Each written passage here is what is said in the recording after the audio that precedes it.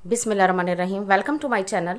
आज हम मज़मून पढ़ेंगे मेरा पसंदीदा फल केला। तो चलिए आइए शुरू करते हैं। मेरा पसंदीदा फल केला है।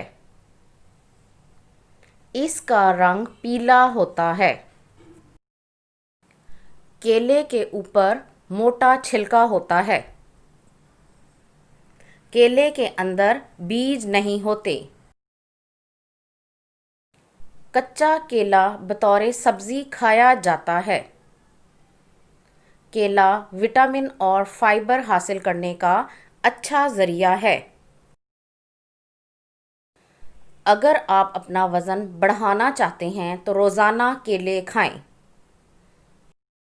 केला चिप्स बनाने के लिए भी इस्तेमाल होता है। केला हर मौसम में दस्तयाब होता है। मैं रोज़ाना 2 केले खाता हूँ। अगर आपको ये वीडियो पसंद आई है तो इसे लाइक और शेयर ज़रूर करें और इस तरह की मज़ीद वीडियोज़ को देखने के लिए मेरे चैनल को सब्सक्राइब ज़रूर करें। Thank you.